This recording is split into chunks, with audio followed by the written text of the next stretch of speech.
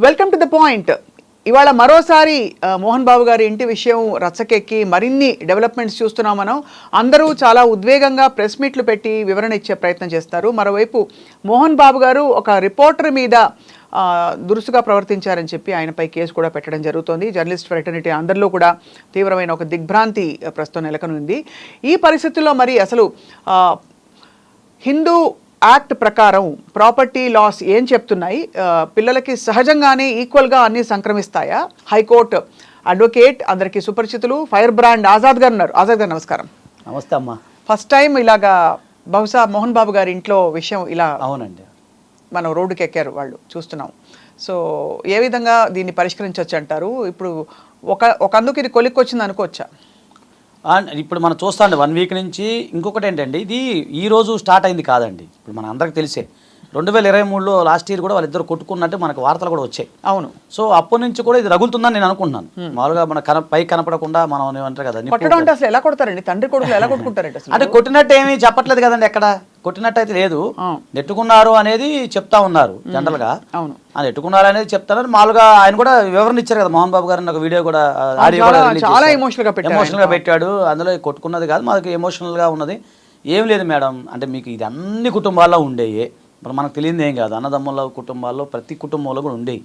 కాకపోతే ఏంటంటే ఒకటి చిన్న విషయం దగ్గర మనస్పర్ధలు ఎప్పుడైతే స్టార్ట్ అవుతాయి, ఒక వివాహ వ్యవస్థ స్టార్ట్ అయినప్పుడు కానీ జనరల్గా అదే కదా, ఎవరింట్లో అయినా అదే. ఇప్పుడు 2 కొడుకులు ఉన్నారు, పెళ్లి కానంత వరకు అందరు కలిసిమెలిసి ఉంటారు, కష్ట సుఖాలన్నీ ఉంటాయి. ఇప్పుడు మా దగ్గర కొడుకు వచ్చి కేసులు కానీ మేము కూడా ఫ్యామిలీలో చూస్తుంటాం. ఇప్పుడు మా బాబాయ్ విషయాల్లో కానీ అందరి విషయాలు ఏదో ఉంటాయి. తర్వాత ఎప్పుడైతే వివాహ వ్యవస్థ ఎప్పుడైతే స్టార్ట్ అవుతుందో అక్కడ మళ్ళీ నా కుటుంబం అనేది ఎప్పుడైతే మనిషికి స్వార్థం వస్తుందో ఆటోమేటిక్గా నా కుటుంబానికి నేనేం చేశాను, నా భార్యకి నేనేం చేశాను, నా పిల్లలకి ఏం చేశాను అనేది ఒక రకంగా ఆటోమేటిక్గా ప్రతి ఒక్కరికి వస్తుంది. అది కామన్గా నా అన్నది ఫీలింగ్ వస్తుంది. బిఫోర్ మ్యారేజ్కి ముందు మా అనేది వెళ్ళిపోయి నా అనేది వస్తుంది, అవును, నా భార్య నా పిల్లలు అనేది వస్తుంది ఆటోమేటిక్గా. అప్పుడు ఏం చేయాలంటే జనరల్గా ఎవరైనా విఘ్నులు లేని తల్లిదండ్రులు ఏంటంటే వాళ్ళకి ఇవ్వాల్సింది ఇచ్చేసి సపరేట్ పెట్టేస్తుంటారు. ఇప్పుడు విలేజ్ ప్రాంతాల్లో మనం చూస్తుంటాం, కొన్ని ప్రాంతాల్లో పెళ్ళంగా నాటి సపరేట్ చేసేస్తారు. అరే బాబు నీ పిల్లలతో నువ్వు కలిసి ఉంటారు బాబు, నీకు ఇది ఇచ్చేస్తామని చెప్పేసి. అలా కాకుండా ఎప్పుడైతే ఆస్తిపరంగా మనం ఉంచుకుంటామో, ఉమ్మడిగా ఉంచుకుంటామో ఆటోమేటిక్గా అందరికీ ఆలోచనలు వస్తాయి. అంటే ఖచ్చితంగా. కానీ ఇది ఒక చాలా మనకి ఎస్పెషల్లీ ఇండియన్ సొసైటీలో, మనకి భారతీయ సమాజంలో అనుబంధాలు ఆత్మీయతలు అన్నిటికంటే పెద్ద ఆస్తి అని చెప్పుకుంటాం. అలాంటి పరిస్థితుల్లో ఇలాంటి మాటలు అన్ని బాగున్నప్పుడు మాట్లాడుకోవడానికి అందరు సందేహిస్తారు. సో కరెక్ట్, మీరు మంచి మాట అన్నారు. కానీ రోజులు మారాయమ్మా, మారిపోయాయి, ట్రెండింగ్ మారిపోయింది కదా. మనోజ్ ఏం అడుగుతున్నారు యాక్చువల్లీ, ఎందుకంత ఇంత పెద్ద రచ్చ? ఎందుకంటే ఎవరికి వారు కరెక్ట్ అనిపిస్తుంది ఆజాద్ గారి. అవునండి, అవును.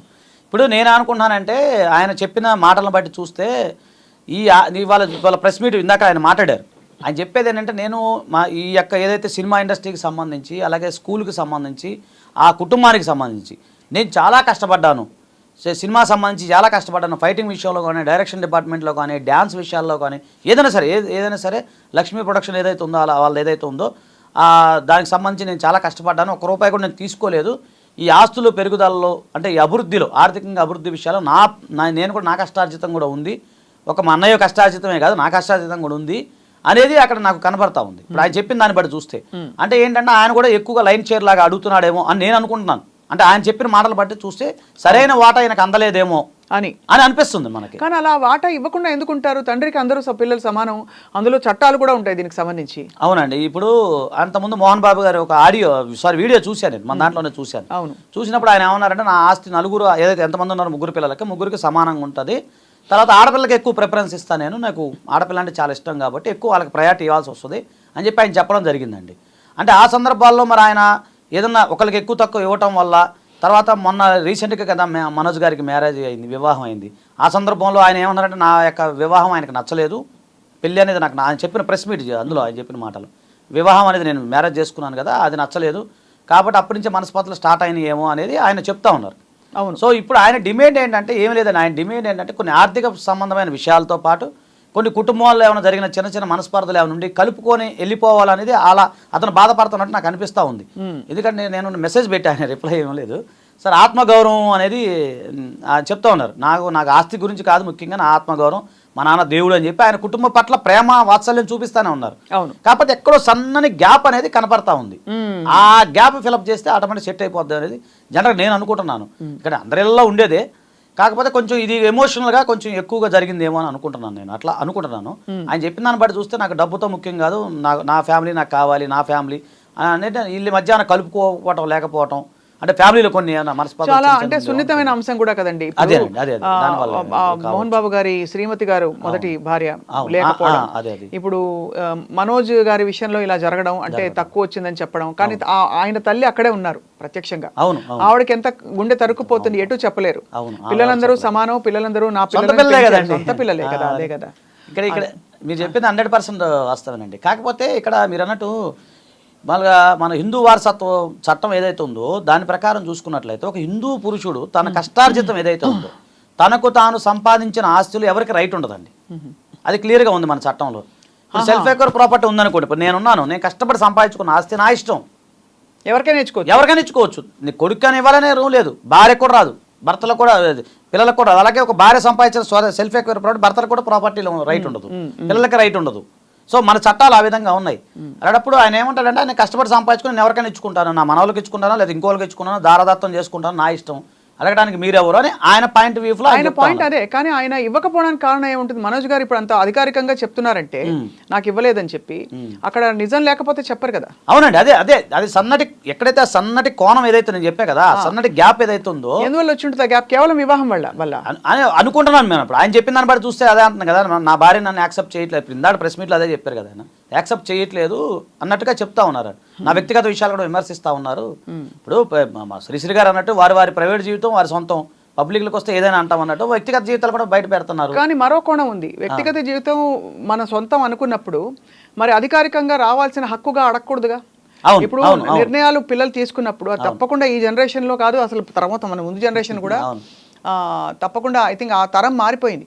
ఇదివరకు ఎవరి నిర్ణయాలు వాళ్ళు తీసుకుని జీవించే హక్కు భారతీయ అసలు ప్రపంచంలో అందరూ ఇస్తారు. చట్టాల్లో కూడా వచ్చేసాయి మార్పులు. మరి అటువంటి పరిస్థితుల్లో ఇక్కడ ఒక వివాహం జరిగినప్పుడు సరే ఏ కారణాల వల్ల వారు యాక్సెప్ట్ చేయలేకపోయారో అది మనకి తెలియదు నిజానికి. కానీ అలా నా జీవితం నాది అనుకున్నప్పుడు మరి హక్కుగా కానీ అడగడంగా కానీ నాకు ఇది కావాలని ఎలా అడుగుతాం? అవును. అయితే అదేనండి, అక్కడ ల్యాక్ ఆఫ్ నాలెడ్జ్ కూడా ఉండొచ్చు, లేదంటే ఎక్కువ తెలియని మనస్పర్ధలు కూడా బాగా ఎక్కువ అయి ఉండొచ్చు అంటాం కదా, మనం అంటాం కదా. ఇప్పుడు ఎందుకంటే ఆ ముఖం చెల్లక, కొన్ని సందర్భాల్లో ముఖం చెల్లక ఆ సందర్భాల్లో ఆయన అడగలేకపోయి ఉండొచ్చు, లేదా ఈయన పెద్ద రకంగా ఉన్న ఆయన అంటే దగ్గరగా తీసుకొని మాట్లాడకపోయి ఉండొచ్చు, లేదంటే ఏదైనా నెగోషియేషన్ ఏమైనా వాళ్ళిద్దరి మధ్య మనకు తెలియదు కదా మేడం, లోపల ఇంటర్నల్గా ఈ కుటుంబంలో జరుగుతూ ఉంటాయి. జరిగినప్పుడు ఏదైనా నెగోషియేషన్ ఏమైనా ఫెయిల్ అయ్యి ఉండొచ్చు. అది ఏదనేది వాళ్ళు బయటకు వచ్చి చెప్తే కానీ మనకు అర్థం అవుతుంది వాస్తవం. ఇప్పుడు జరిగింది ఏం లేదు, విష్ణు గారు వచ్చారు, నేను లేనంటే కన్నప్ప షూటింగ్లో ఎక్కడో వెళ్ళాను, లాస్ ఏంజల్స్లో ఉన్నాను, నాకు తెలిసి సడన్గా నేను వచ్చాను, నాకు జరిగిన సంఘటన తెలియదు అన్నారు ఆయన. తెలియకుండా ఉంటుంది ఆయన చెప్పడం అంటే ఆఫ్ కోర్స్ ఈ కుటుంబ విషయాన్ని బయట పెట్టాలని కాదండి, కానీ ఆల్రెడీ అనుకోకుండానే బయటకు వచ్చేసింది.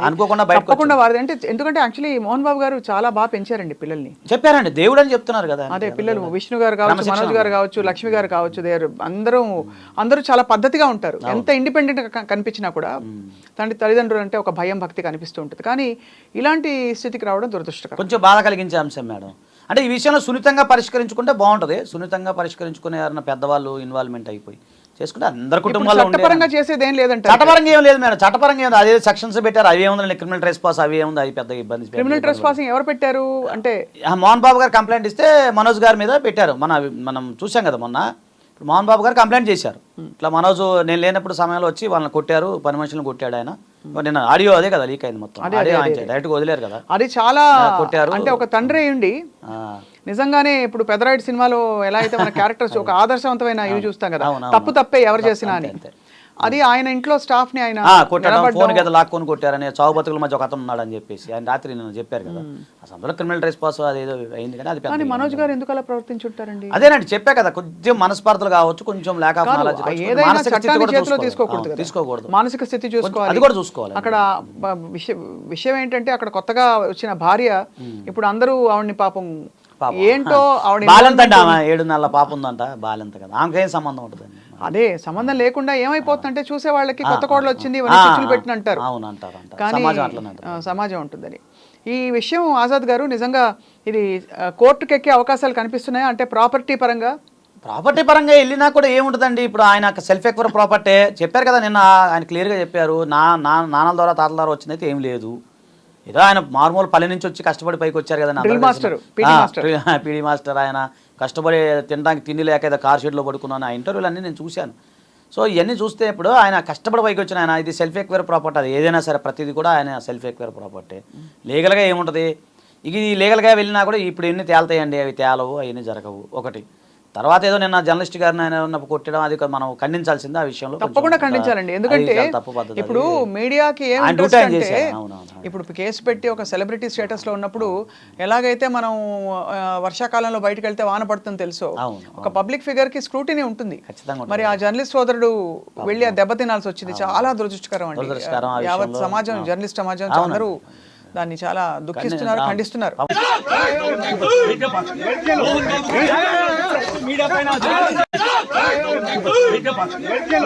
దెబ్బ కూడా ఇక్కడ ఏదో చెవికిను కంటికి ఏదో చాలా బాగా 3 ఫ్రాక్చర్స్ అండి మొహంలో.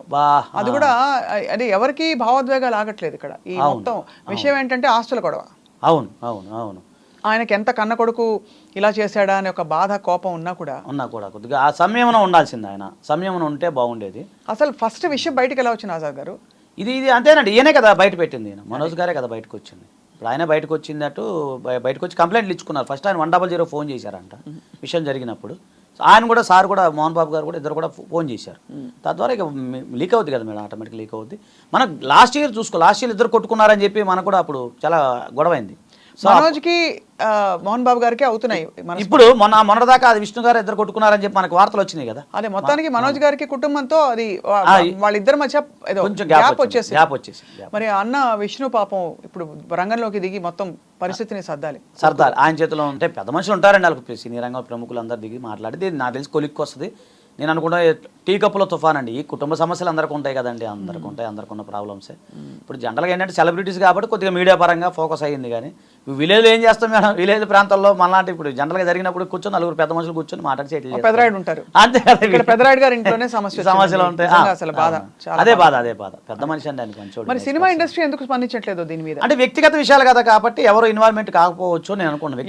ఏ కామెంట్ చేసినా కూడా అది మళ్ళీ వాళ్ళకి అనుబంధాలు దెబ్బతింటాయి. ఏదైనా ఇది ఒకటి అర్థమైపోయిందండి. కలికాలం అంటే నిజంగానే అఫ్కోర్స్ హక్కుగా కొడుకు అడగడంలో తప్పులేదు. బట్ ఇంత రచ్చకొచ్చే పరిస్థితులు వచ్చాయి తండ్రి కొడుకుల మధ్య అంటే ఇంకా ఏం చెప్పాలి సార్? ఒకటి మేడం, ప్రతి ఇంట్లో ఉన్న గొడవేనండి. మీకు ఓపెన్గా చెప్పాలంటే ప్రతి ఇంట్లో 2-3 అన్నదమ్ములు ఉన్నప్పుడు ఖచ్చితంగా ఉంటుంది, నో డౌట్ అట్ ఆల్. కాకపోతే దాన్ని డీల్ చేసే విధానంలో డిఫరెంట్ వస్తుంది. అప్పుడే కూర్చొని అంటే స్టార్టింగ్లోనే చిన్న మనస్పర్ధ వచ్చినప్పుడే మనం కూర్చొని ఫ్యామిలీ పరంగా మాట్లాడుకుంటే ఇక్కడ దాకా రాదు. సో ఇప్పుడు అన్నేళ్ళు సమానంగా ఉండవు. 4 బిడ్డలు ఉన్నప్పుడు 4 మనస్తత్వాలు ఉంటాయి. ఇప్పుడు మనం కూడా ఎంతమంది ఉన్నప్పుడు అన్ని రకాల సమానం ఉండవు. ఉన్నప్పుడు చిన్న మనస్పర్ధలు వచ్చినప్పుడు దాన్ని సరి చేసుకుంటూ వెళ్ళిపోతే ఇక్కడ దాకా రాదు. అంటే నేను అంటే వీళ్ళ విషయం అని కాదు, ఏ కుటుంబంలో కూడా. ఇప్పుడు ఇప్పుడు నేను కుటుంబంలో పెద్ద కొడుకుని ఏ సమస్య వచ్చినా మన దగ్గరికి వస్తారు. వచ్చినప్పుడు మనం సంయమనం పాటించుకొని జాగ్రత్తగా అందరినీ కూర్చోబెట్టి తీర్చిదిద్దితే కానీ సెట్ అవుతుంది. మనమే తొందరపాటు నిర్ణయాలు తీసుకుని తొందరపాటుగా వ్యవహరించామనుకోండి మొత్తం గాడి తప్పుతుంది, కుటుంబ వ్యవస్థ గాడి తప్పుతుంది. అంతే, అది ఎంత సంయమనంగా ఉండాలి, తప్పదండి. ఇంటికి పెద్ద మనిషి ఉన్నప్పుడు అన్ని బాధలు పడాలి మేడం, అది భలే కష్టం, చాలా నరకం కూడా. సో సార్ పాపం ఆయన మోహన్ బాబు గారు ఎంత బాధపడి ఉంటారు. సరే ఇది జర్నలిస్ట్ సంఘటన జరిగినప్పుడు మనం ఖండిద్దాము, ఆయన యొక్క ఆ విషయంలో నో కాంప్రమైజ్. కాకపోతే ఆయన వ్యక్తిగత విషయంలో చూసుకున్నట్లయితే కష్టపడి పైకి వచ్చి ఇంత స్థాయికి వచ్చిన తర్వాత మంచి పేరు వచ్చి నేషనల్ స్థాయిలో ఇంటర్నేషనల్ స్థాయిలో ఆయనకు మంచి పేరు ఉండి ఆయన కూడా ఎంత మానసిక ఒత్తిడికి గురవుతారో కూడా ఒకసారి మనం ఆలోచించలేదు తండ్రిగా.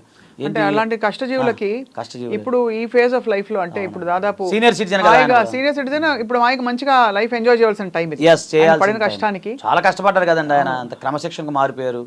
నిజంగా ఆయన నేనైతే లా చేయడం కారణం ఆయన ఇండైరెక్ట్గా అయితే. అవునా? ఇండైరెక్ట్గా ఆయనండి. ఇంటర్మీడియట్లో నేను కొంచెం డిప్రెషన్కి గురయ్యాను. అంటే నాన్న కొంచెం వ్యవసాయం ఇవన్నీ కొంచెం ఆర్థిక స్థితి బాగాలేనప్పుడు అవి చదివేందుకు మనం కూడా ఏదైనా పని చేసుకుందాం అని అనుకున్న సమయంలో అప్పుడు ఈ అసెంబ్లీ రౌడీ సినిమా చూశాను. నేను చూసినప్పుడు ఒక అంటే ఆ సినిమా క్యారెక్టర్ చెప్తున్నా, అందులో ఆయన కష్టపడి ఆటోమేటిక్ అదృష్టం కలిసి వచ్చి ఎమ్మెల్యే అవుతారు. సో అదే సందర్భంలో బ్రహ్మ సినిమా ఒకటి చూశాను నేను. బ్రహ్మ చాలాసార్లు చూసి ఆ పాటకి అసలు బాగా ఇన్స్పైర్ అయ్యాను. తర్వాత మా ఫ్రెండ్ ఒక అతను ఇప్పటికీ నాకు వెడ్డింగ్ అప్పుడు మా చిన్నప్పుడు మనకి ఈ జనవరి 1 వస్తే కార్డు ఇచ్చేవారు కదా, గ్రీటింగ్ కార్డ్స్ ఇచ్చేవారు. మోహన్ బాబు గారిది నాకు ఇచ్చాడు.